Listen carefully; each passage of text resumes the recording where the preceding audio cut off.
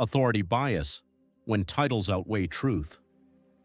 Ever wondered why we sometimes believe someone just because they hold a powerful title?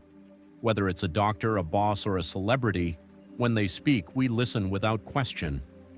That's authority bias. When we trust the person more than the logic behind what they're saying. Think about it. A doctor prescribes medicine and we take it without asking, but what if it's the wrong diagnosis? The boss approves a flawed project. We stay silent thinking they must know better. An influencer raves about a product. We buy it instantly, forgetting it's probably a paid ad. Respect the truth, not the title. Focus on the facts. Is there real evidence backing what they're saying? Expert or just famous? Are they qualified in this area or do they just have a big name?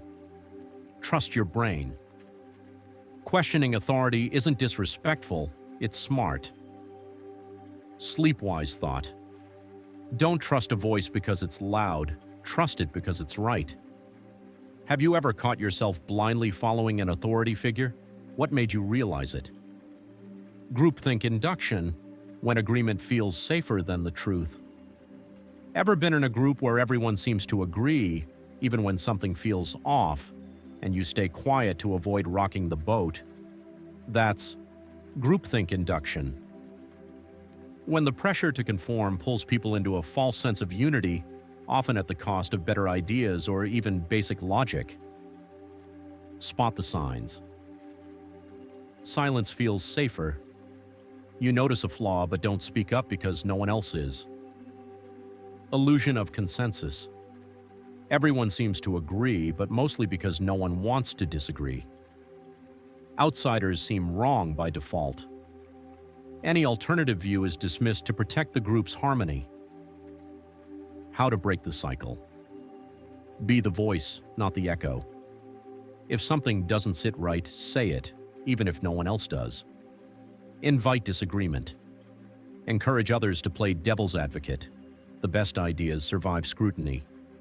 Separate people from ideas. Disagreeing with a point doesn't mean you're attacking the person.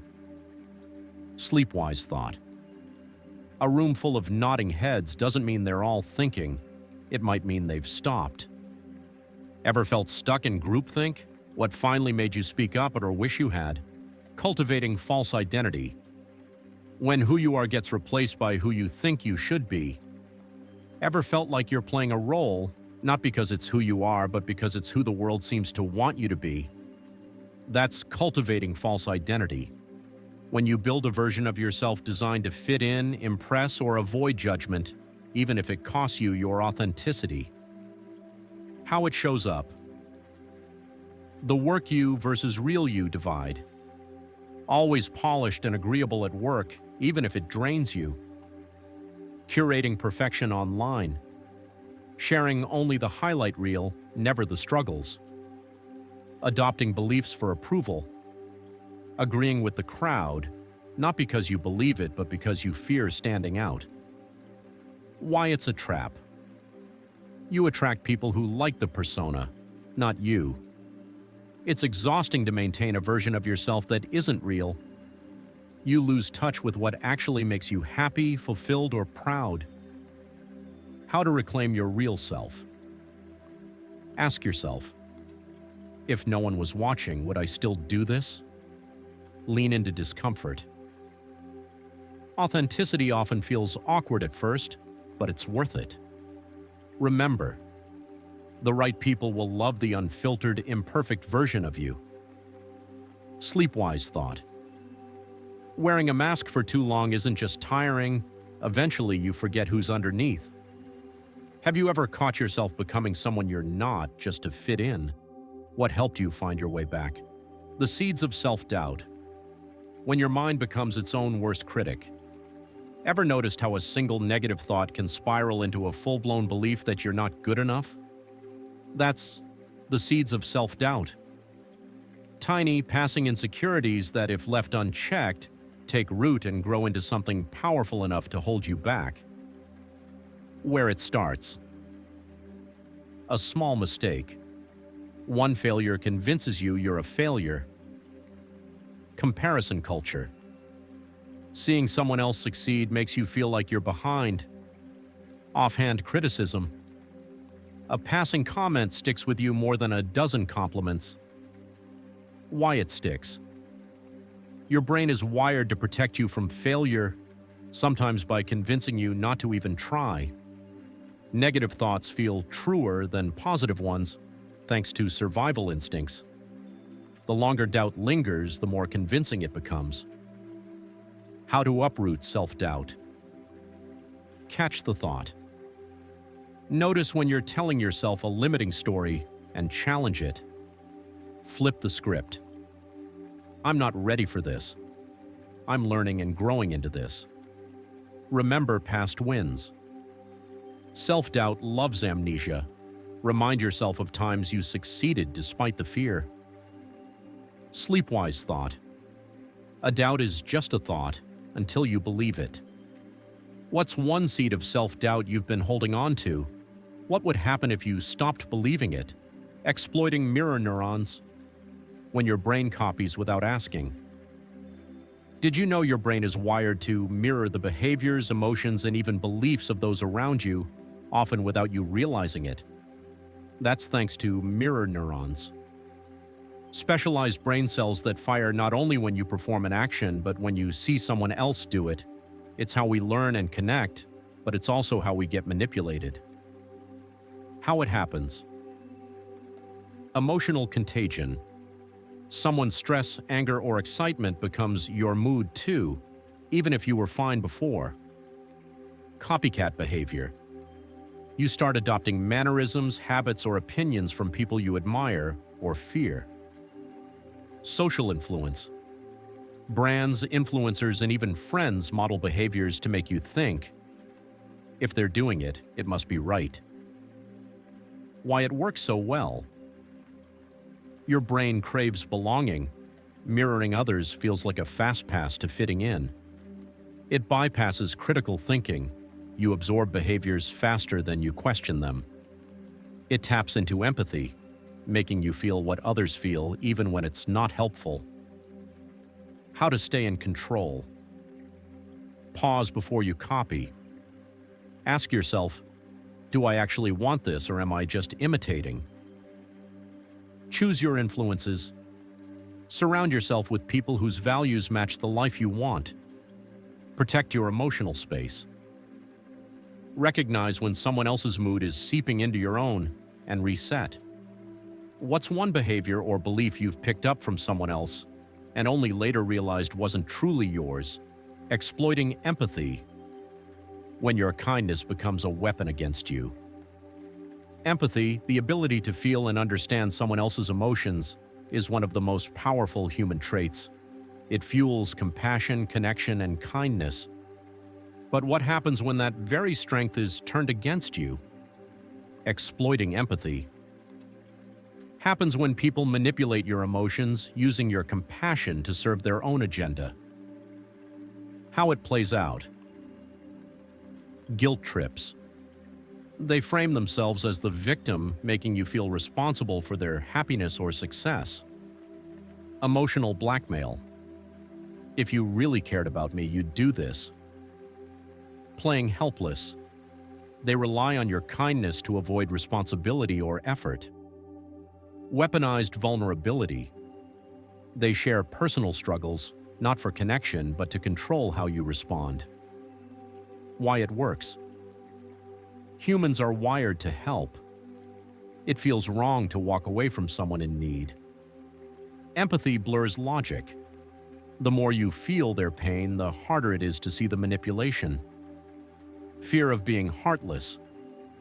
We worry that setting boundaries makes us bad people. How to protect your empathy without losing it. Separate emotion from action. You can care deeply without agreeing to everything. Watch for patterns. True vulnerability seeks understanding, not control. Set compassionate boundaries. Real empathy flows both ways. If someone values you, they'll respect your limits.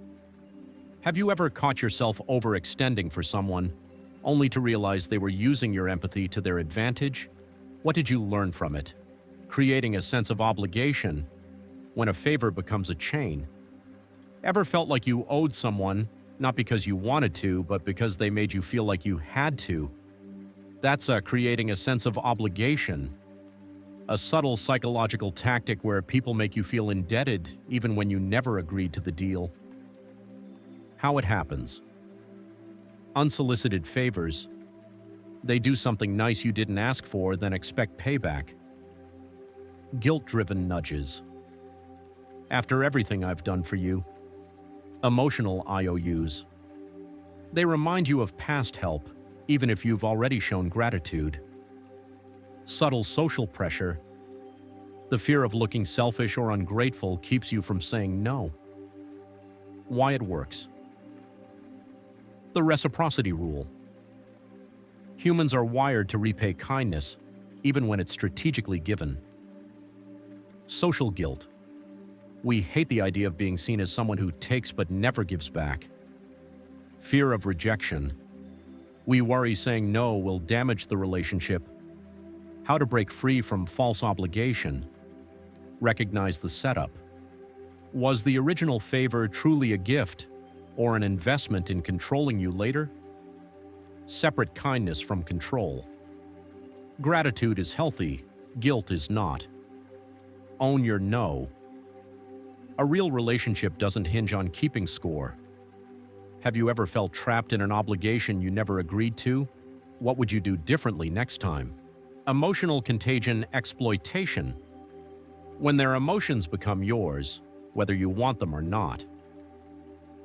Ever walked into a room and instantly felt the mood shift, like the tension, excitement, or sadness was contagious?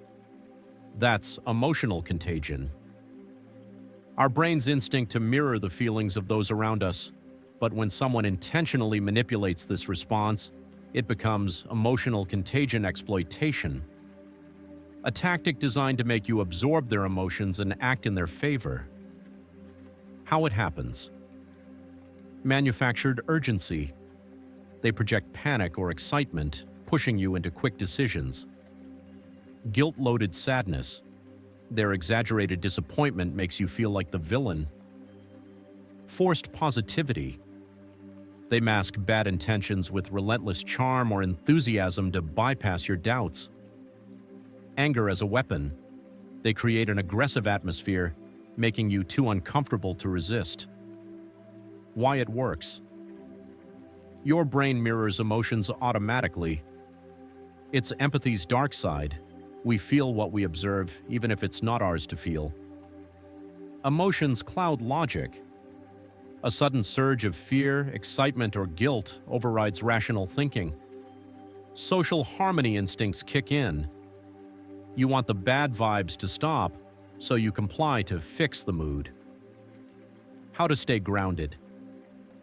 Pause and identify. Is this feeling truly yours, or is it coming from someone else? Resist the rush. Emotional urgency rarely leads to wise decisions. Check the facts, not the mood. Look past the emotional fog and focus on what's actually happening. Have you ever caught yourself making a decision based on someone else's emotional state and later regretted it? What would you do differently next time? Micromanipulation. The tiny pushes you don't notice until it's too late. Not all manipulation is loud or obvious. Sometimes it's quiet, subtle enough that you don't realize it's happening. That's micromanipulation. A series of small, calculated nudges that steer your thoughts, emotions, or actions without you even noticing the strings being pulled. How it works. Selective praise. They compliment you, but only when you behave the way they want. Withholding approval. They stay distant or cold until you earn their warmth back. Tiny guilt trips. Oh, don't worry about me, I'll figure it out somehow. Shifting blame in small doses. They never fully accuse you, but imply just enough to make you feel responsible. Why it's so effective. It flies under the radar. One small push feels harmless, but they add up. Self-doubt creeps in. You start questioning whether you're the one overreacting. It feeds on emotional investment. The more you care about the person, the harder it is to notice or resist. How to break the cycle. Watch for patterns. One guilt trip might be an off day, but repeated, subtle manipulation is a strategy. Trust your discomfort. If something feels off, it probably is. Set boundaries early. People who rely on micromanipulation often back off when they realize you won't play along. Have you ever looked back on a situation and realized you were slowly, subtly nudged into doing something you never really wanted to? What made you finally see it? The illusion of choice. When every option leads where they want you to go. Ever made a decision only to realize later that no matter what you chose, you ended up exactly where someone else wanted you? That's the illusion of choice. A psychological tactic where you feel like you have control, but the outcome was engineered from the start. How it plays out. False freedom. You're given 2 or 3 options, but they all benefit the person offering them. Example, do you want to donate $5 or $10? Skipping the donation isn't even presented. The lesser evil trick. You're shown an intentionally bad option next to a more palatable one, nudging you toward the better choice, which was the goal all along. Example, would you rather stay late at work or finish this over the weekend? Both options serve their agenda. Overloading with options. You get flooded with so many choices that you default to the one they subtly endorse. Example, 15 complicated phone plans, but the recommended one is highlighted. Why it works. Humans crave control. Feeling like we made the decision keeps us from questioning it. Cognitive ease. When one option seems smoother or faster, our brain prefers the path of least resistance. Loss avoidance. Carefully framed choices make it feel like rejecting any option is a loss, even when it's not. How to spot the setup. Ask, who benefits from my choice? If the answer is always the same person or group, it's worth questioning. Look for the hidden option C. The best choice might be the one they didn't present at all. Slow down. Manipulated choices often rely on making you feel rushed or pressured. Have you ever made a decision only to realize later that every path led to the same outcome? What would you do differently now that you see the setup? Exploiting the need for closure. When the rush to end things works against you. Humans hate loose ends. Whether it's an unfinished project, an awkward conversation, or an unresolved argument, our brains crave closure. It's comforting, tidy, and gives us a sense of control, but what happens when someone exploits that need to get what they want? How it works. Pressure to decide. They push you to make a quick choice, knowing you'll prioritize ending the discomfort over thinking it through. Example, just tell me yes or no, I need an answer now. False finality. They frame the situation as all or nothing to force you into action. Example, if you walk away, that's it, we're done. Withholding resolution. They keep things deliberately unclear, leaving you desperate to close the loop on their terms. Example, they go silent after a fight, knowing you'll chase them to fix it. Why it works. Uncertainty feels unbearable. The brain prefers a bad ending over no ending at all. Emotional exhaustion. The longer the tension drags on, the more you want it to stop, even if stopping means surrendering. Fear of regret. When closure feels just out of reach, you worry. Walking away will leave you wondering, what if? How to resist. Pause the urgency. If someone's forcing a fast decision, ask yourself, is this about solving the problem or controlling me? Get comfortable with discomfort. Incomplete doesn't always mean unfinished. Sometimes leaving things open is better than closing them wrong. Create your own closure. You don't need their permission to move on. Have you ever agreed to something, not because it felt right, but because you just wanted the tension to end? What would you do differently now? Creating a sense of scarcity. When running out is a sales pitch, not a reality. Ever rush to buy something because it was almost gone, only to realize later that the urgency was manufactured? That's creating a sense of scarcity. A powerful tactic designed to make you feel like time, resources, or opportunities are running out, forcing you to act fast before you miss your chance. How it works. Limited time offers. Only 2 seats left at this price, even when more might magically appear later. Exclusive access. This deal is only for the first 10 people, making you feel special or excluded. Emotional scarcity. If you don't decide now, you'll lose me forever. Leveraging fear to control your response. Why it works. Fear of missing out, FOMO. We value things more when we think they're rare or slipping away. Loss aversion. The pain of losing an opportunity feels stronger than the satisfaction of gaining one. Time pressure kills critical thinking. Scarcity makes us rush, and rush decisions are rarely smart ones. How to avoid the trap. Pause and question. Is this really a once-in-a-lifetime opportunity, or just framed that way? Compare options. Scarcity tactics often fall apart when you step back and look at alternatives. Flip the mindset. Instead of fearing what you might lose, focus on whether this choice truly benefits you. Have you ever acted on impulse because something felt scarce and later realized it wasn't? What would you do differently now? Bandwagon effect manipulation. When everyone's doing it becomes the only reason you do. 2. Ever caught yourself liking something, not because you genuinely enjoyed it, but because it seemed like everyone else did? That's the bandwagon effect in action.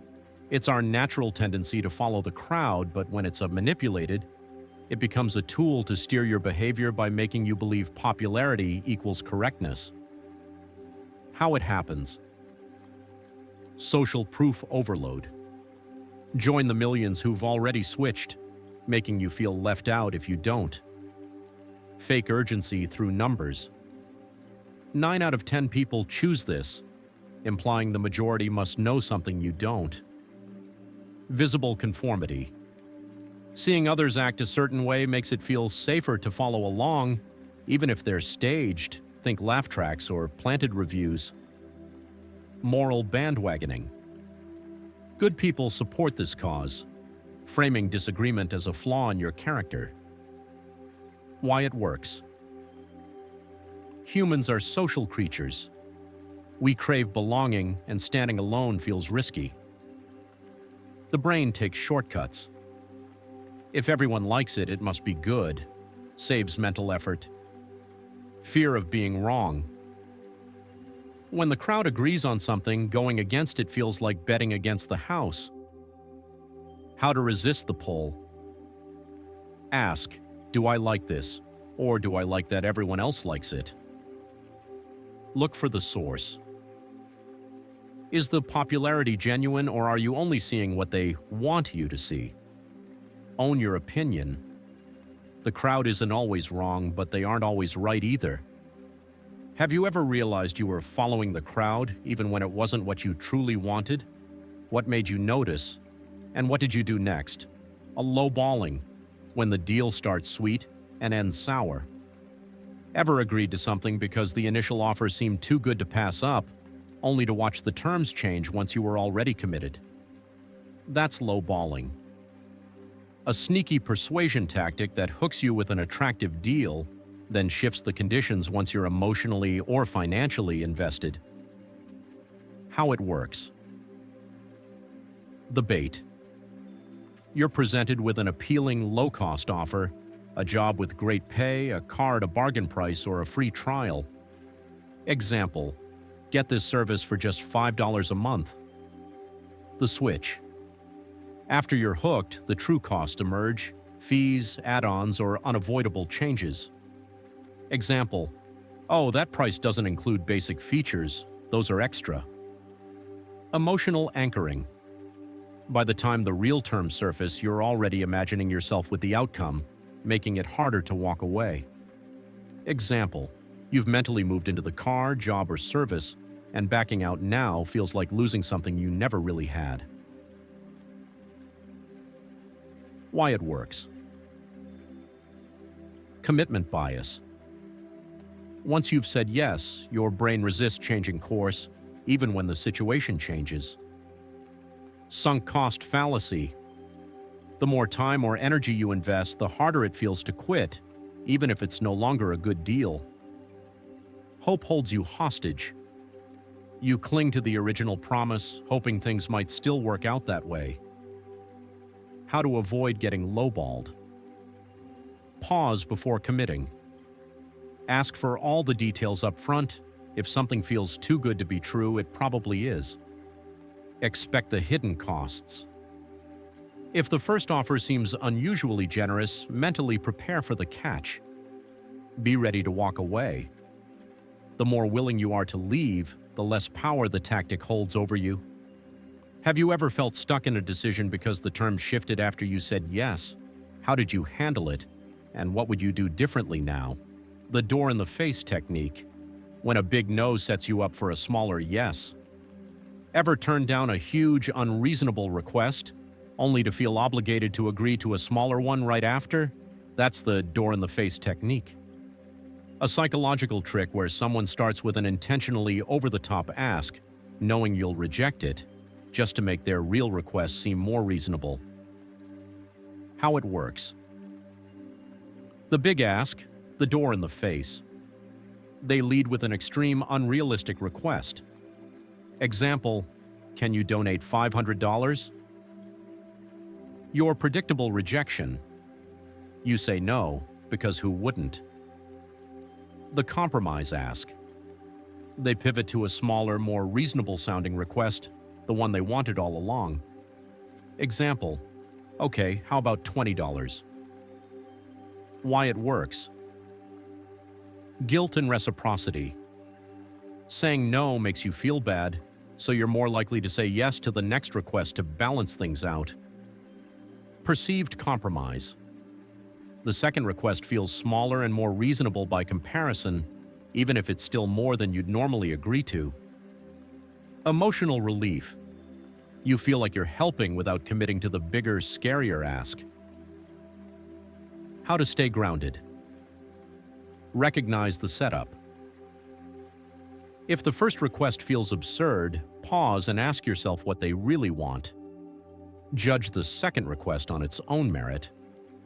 Is it reasonable or just less unreasonable? Don't let guilt drive your decisions. A polite no doesn't make you a bad person. Have you ever said yes to something, not because you wanted to, but because it felt like the lesser evil after a bigger ask? What would you do differently next time? Foot in the door technique. When a small yes opens the door to a bigger one. Ever agreed to something small, then found yourself roped into a much bigger commitment? That's the foot in the door technique. A sneaky persuasion tactic where someone gets you to agree to a minor request first, knowing it'll make you more likely to say yes to a larger one later. It's a gradual psychological warm-up, and by the time you realize what's happening, you're already halfway in. Chakrol. How it works. 1. The harmless starter request. They begin with something easy, small, or low stakes, something you're unlikely to refuse. Example, can you sign this petition? Or, mind answering a quick survey?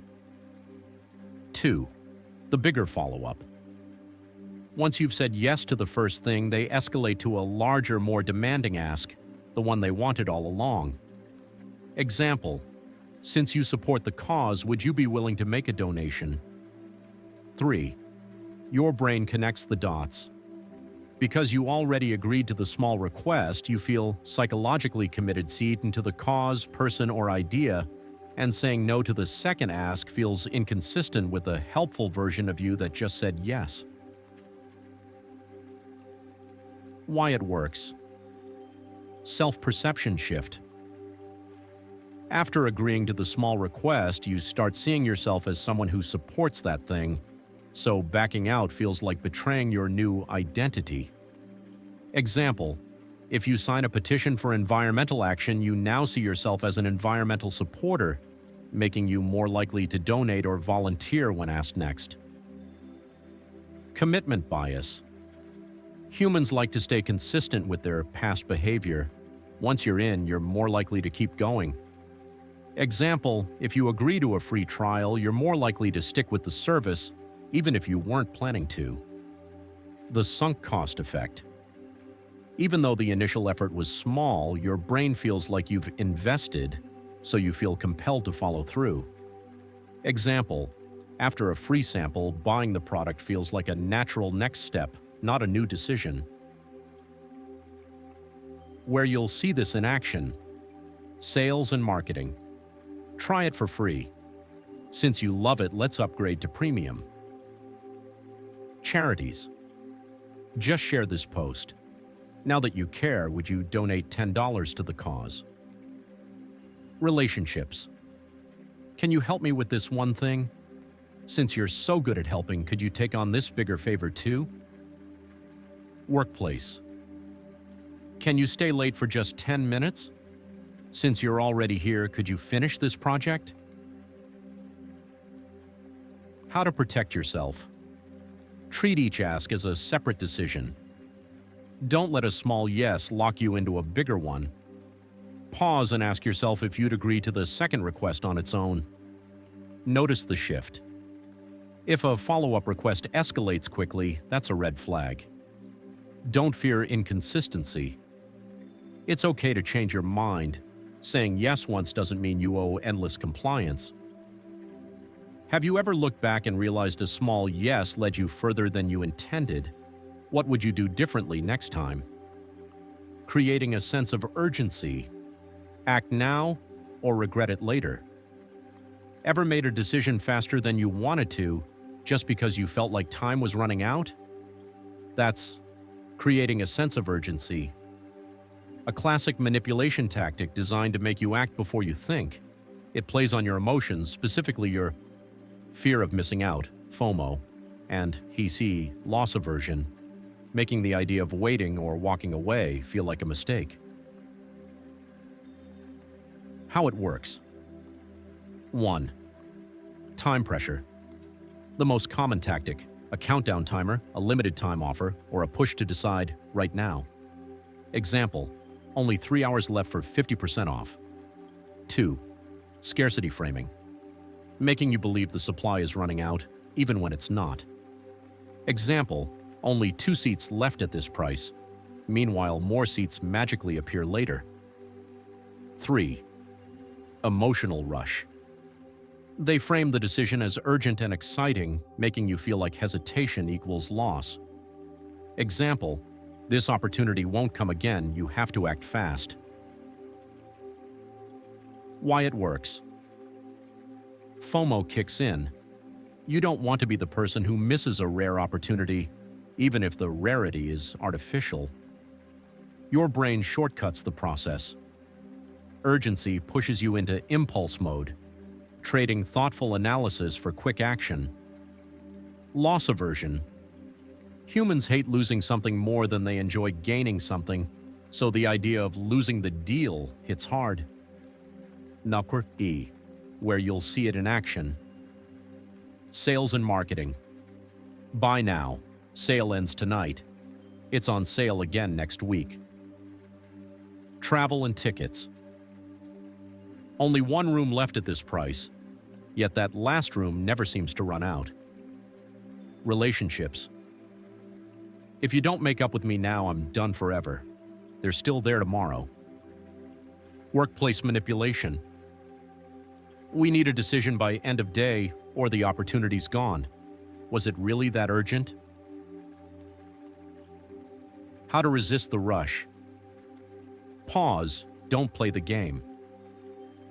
If someone's pushing you to act fast, it's usually for their benefit, not yours. Ask yourself, would I still want this without the rush? If the answer's no, you're probably being manipulated. Check the facts. Is the urgency real or manufactured? Hint, most last chances aren't. Be okay with missing out. If a good opportunity disappears because you needed time to think, it probably wasn't that good to begin with. Have you ever made a snap decision under pressure only to regret it later? What would you do differently now? Anchoring bias. When the first number sticks, even if it's wrong. Ever noticed how the first price you hear or the first piece of information you get tends to stick in your mind, influencing everything that comes after? That's anchoring bias in action. It's a cognitive shortcut where your brain locks onto the first reference point, even if it's completely arbitrary or misleading, and then uses that as the baseline for all future decisions. How it works. 1. The initial anchor is set. This could be a price, an idea, or even an expectation. It doesn't need to be reasonable, just first. Example, a car is listed at $30,000. Now any lower price feels like a bargain, even if $25,000 is still overpriced. 2. Your brain latches on. The anchor becomes your mental reference point, and you start comparing everything to it. Example, a store shows a shirt, originally $100, now $50. The $100 wasn't the shirt's true value, but $50 feels like a steal. 3. All future decisions are biased by that first number. Even if new information comes in, it's filtered through the lens of the original anchor. Example, you hear a job salary range is $80,000 to $100,000. When they offer you $82,000, it feels low because your brain anchored to the higher end. Chafrakiyar. It works. Your brain loves shortcuts. Anchoring saves mental effort. You don't have to figure out what something's really worth if you already have a starting point. We're bad at adjusting. Even when we know the first number is flawed, we still struggle to mentally shift away from it. First impressions stick. The first piece of information sets the emotional tone, making it hard to rethink things logically. Tucker Sakanti, where you'll see it in action. Sales and pricing. Originally $500, now only $299. You're not judging the $299 price, you're judging the $200 savings. Salary negotiations. We typically offer between $40,000 and $50,000. You're now anchored to that range even if they could go higher. Real estate. A house is listed at $600,000. You negotiate it down to $550,000 and feel like you won, but maybe it was only worth $500,000 to start with. Social influence. Most people donate $100. How much would you like to give? Suddenly, $20 feels cheap, even if it's what you originally intended. How to break free from the anchor. Identify the anchor. Pause and ask, where did this first number or idea come from? Is it credible or strategic? Reframe the comparison. Instead of comparing to the first number, compare to alternatives or your own goals. Example, is this price good for me or just better than the fake original price they showed? Delay your judgment. The longer you wait before making a decision, the weaker the anchor's pull becomes. Set your own anchor. If you're negotiating, start with your own number first. Now they're reacting to your anchor. Have you ever realized you were stuck comparing everything to a misleading first number? How did it affect your decision? And what would you do differently now? Confirmation bias. When you only see what you want to see. Ever notice how once you believe something, whether it's an idea, opinion, or even a hunch, you start seeing proof everywhere? even if that proof is shaky at best? That's confirmation bias. A mental trap where you naturally seek out, focus on, and remember information that supports what you already believe, while ignoring anything that contradicts it. It's not just a glitch in your thinking, it's a key feature of how human brains work. But when it's left unchecked, it can warp reality, cement false beliefs, and make you resistant to change, even when the truth is staring you in the face. How it works. 1. You form a belief. It can be about anything: a political stance, a product, a person, or even yourself. Example: this diet is the best for weight loss. 2. You filter reality to fit that belief. Your brain selectively collects information that supports the belief and ignores or downplays anything that contradicts it. Example: you notice every success story about the diet but dismiss research that shows it's ineffective. 3. Your belief strengthens.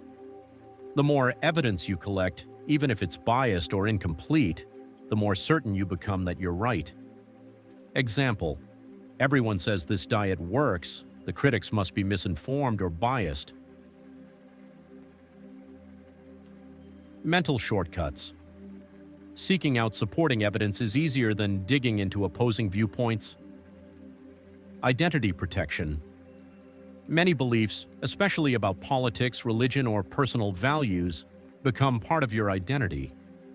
Letting go of them feels like losing a part of yourself. Concrete, where you'll see it in action. News and social media.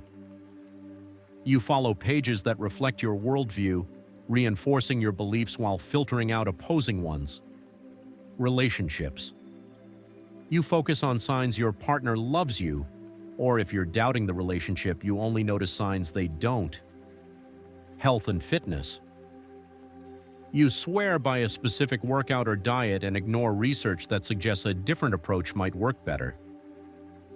Personal insecurities. You believe you're bad at public speaking, and every awkward moment becomes proof, while the times you did well get forgotten. Depression. How to break free from confirmation bias. Actively seek opposing views. Challenge yourself to explore the other side. Ask, what would someone who disagrees with me say, and why might they be right? Focus on facts, not feelings. When evaluating information, ask yourself, is this true or does it just feel true because I want it to be? Play devil's advocate. Pretend you hold the opposite belief and argue in its favor. It forces you to see the other side more fairly. Embrace being wrong. Being wrong isn't a failure, it's growth. The faster you identify a mistaken belief, the faster you can replace it with a better one.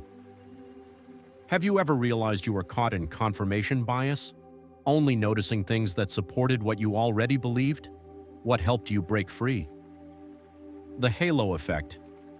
When one good trait blinds you to the rest.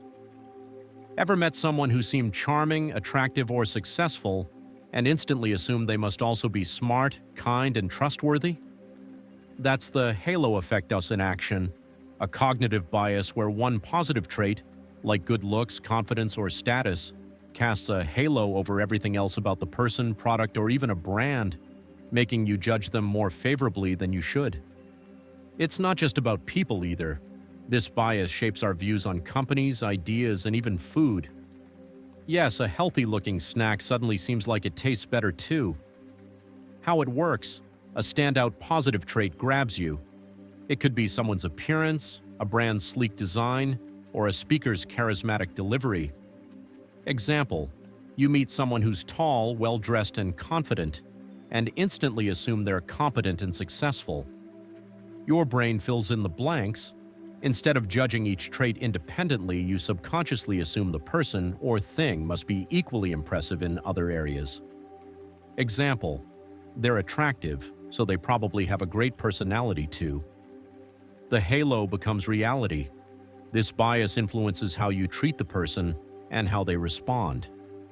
If you assume someone's kind and treat them that way, they're more likely to behave kindly in return, reinforcing the illusion. Example, you treat a charismatic speaker like an expert, so they act more confident, and now you're even more convinced they're brilliant. Why it works: mental shortcuts. Your brain wants to process information quickly, and assuming good equals good is faster than evaluating each trait separately. Emotional pull. Positive first impressions create a feel-good emotional state, making you want to believe the rest aligns with that good feeling. Social conditioning. We're trained to associate physical attractiveness, status, and confidence with other positive qualities, even though they're unrelated. Where you'll see it in action: job interviews. A well-dressed, charismatic candidate seems more qualified, even if their resume is weaker than the quieter applicant. Celebrities, brands, and products. A phone with a sleek design and cool marketing feels like it must be better than a plain-looking one, even if the specs are the same. Relationships. You meet someone attractive or funny and assume they're also kind, responsible, and emotionally mature without really knowing them yet. How to avoid getting caught in the glow. Separate the traits. Consciously evaluate each quality on its own.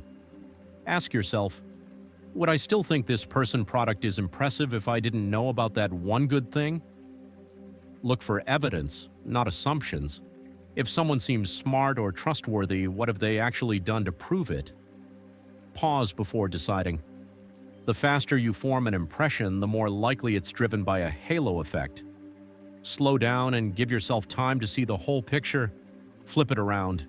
The reverse of the halo effect, called the Horn effect, happens when one bad trait makes you assume everything else about someone is bad. Keep an eye out for that too. Fartia. The Dunning-Kruger effect, when you know just enough to think you know it all. Ever met someone who was terribly confident about something they barely understood, and they didn't even realize how wrong they were? That's the Dunning-Kruger effect at work. It's a cognitive bias where people with low ability in a certain area overestimate their competence, while highly skilled people underestimate theirs, creating a bizarre confidence-flipping gap between what you think you know and what you actually know. How it works. 1. The beginner's high, unconscious incompetence. When you first learn a little about a subject, you feel like you've mastered it because you don't yet know how deep or complex it really is. Example, you watch a few YouTube videos on investing and suddenly feel like a financial expert. 2. The peak of Mount Stupid. This is where confidence is highest, but knowledge is still shallow. You don't know enough to recognize your mistakes. Example, this looks easy. Why do experts make it sound so complicated? 3. The crash, conscious incompetence. As you learn more, reality hits. You realize how much you don't know, and your confidence drops sharply. Example, you start studying investing seriously and realize you barely scratched the surface. 4. The climb of true expertise. With time and effort, you gradually build real knowledge, and your confidence slowly returns, this time rooted in competence, not illusion.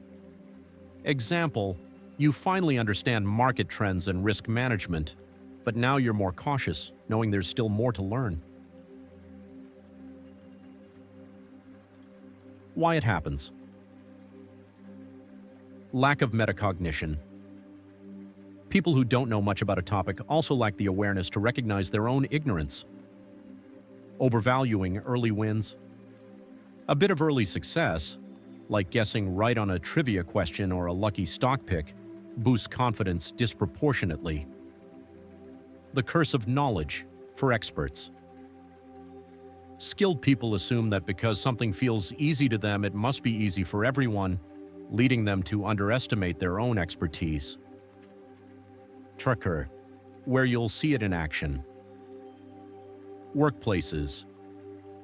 A new hire speaks with over-the-top confidence, while seasoned employees quietly solve complex problems. Social media. People share bold opinions on science, politics, or history, based on a single article or TikTok video. Hobbies and skills. Someone learns a few guitar chords and suddenly thinks they're ready to perform, while experienced musicians keep practicing in private. DIY projects. How hard can plumbing be? Cue a flooded bathroom. How to avoid falling into the Dunning-Kruger trap. Question your confidence. If you feel overly sure of yourself, especially early on, stop and ask, do I really understand this, or do I just think I do? Seek feedback from experts. People with more experience can see blind spots you miss, even if it's uncomfortable to hear. Stay curious and humble. The more you learn, the more you'll realize there's always more to learn. True experts never stop questioning their knowledge. Watch for quiet competence. Genuine experts often speak with caution and nuance, not loud certainty. If someone sounds too sure, they might be on Mount Stupid.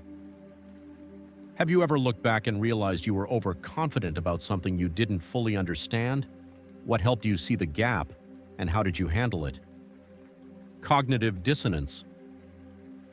When your mind fights itself. Ever made a decision then felt uneasy, like your brain was wrestling with itself afterward? That uncomfortable, restless feeling is cognitive dissonance. The mental tension you feel when your actions, beliefs, or values contradict each other. It's not just discomfort, it's your mind's way of screaming. Something doesn't add up. And to get rid of that tension, you'll often rationalize, justify, or even change your beliefs, sometimes without even realizing it. Let's break it down. How it works. 1. You hold two conflicting beliefs or act in a way that clashes with your values. Example, you believe in healthy eating, but you devour a double cheeseburger and fries. 2. Your brain hates the conflict. This mental mismatch triggers emotional discomfort, like guilt, shame, or anxiety. Example, I know this food is unhealthy, but I ate it anyway. 3. You try to resolve the tension. Since it's easier to change your beliefs than your behavior, especially after the fact, your mind starts finding ways to justify the contradiction. Example, one burger won't kill me, I'll eat healthy tomorrow.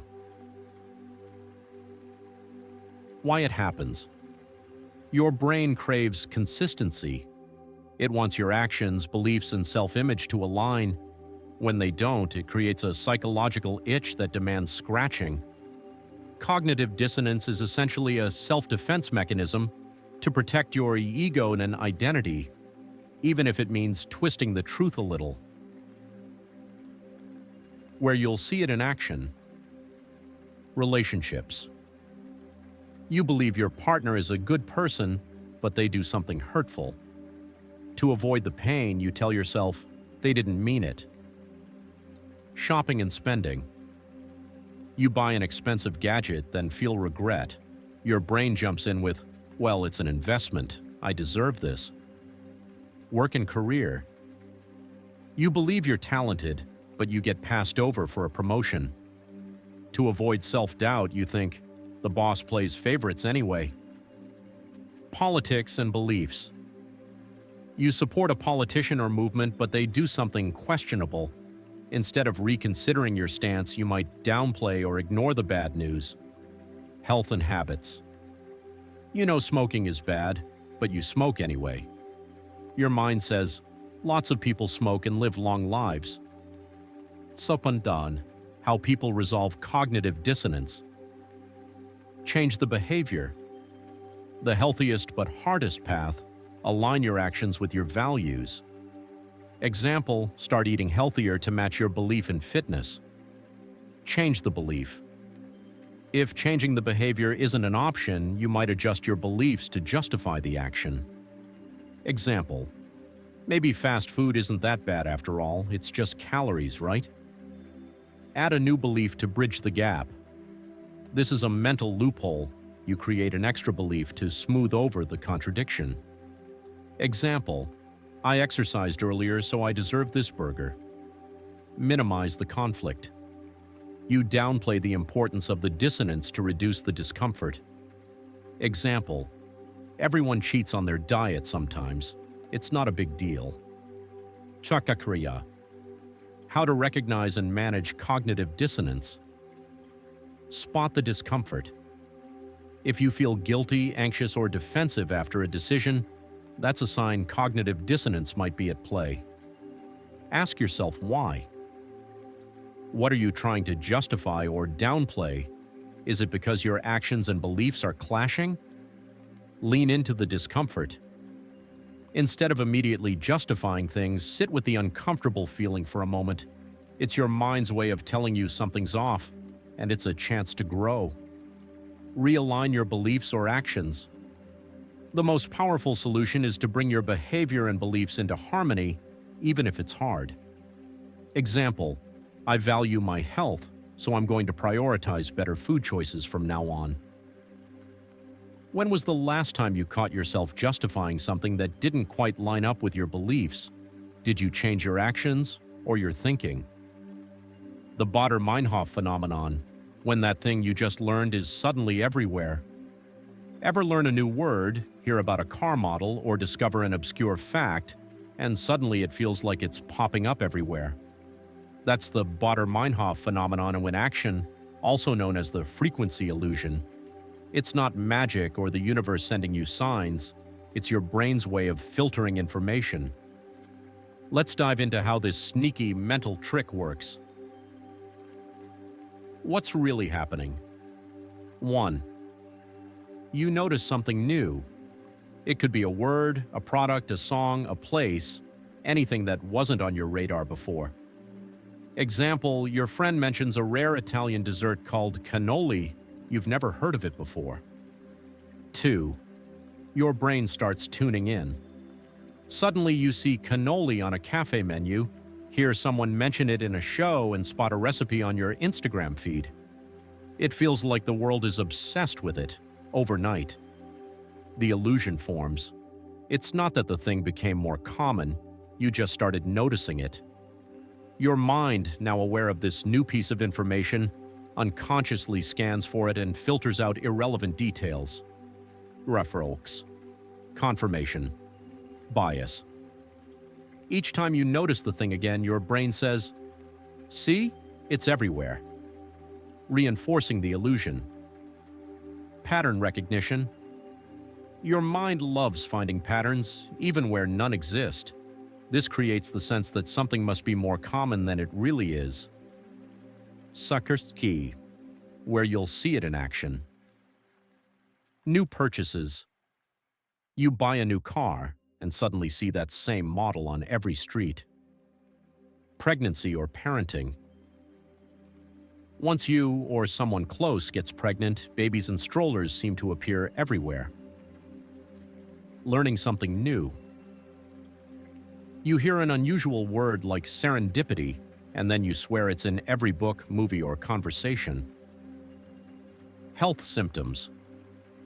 You Google a mild symptom and suddenly you notice every article, commercial, and conversation seems to mention that same health condition.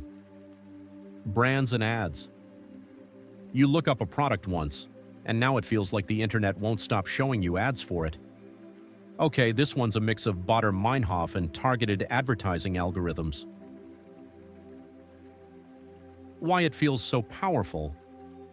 The Baader-Meinhof phenomenon creates a false sense of frequency and importance. It tricks you into thinking, this must be a sign. Everyone's talking about this now. Was this always here and I just didn't notice? It's comforting to believe the universe is lining things up just for you, but in reality it's your brain doing what brains do best, finding patterns and filtering noise. How to keep it in check. Remember, it's an illusion, not a coincidence magnet. The thing didn't become more common, your awareness shifted. Pay attention to what you're not noticing. For every new thing you notice, your brain is ignoring 1,000 other things. Use it to your advantage. The same brain quirk that makes you notice random stuff can be harnessed for positive habits. Example: want to focus on gratitude? Start looking for things to appreciate, and suddenly you'll see more of them. Have you experienced the Baader-Meinhof phenomenon lately? What was the thing that suddenly seemed to be everywhere?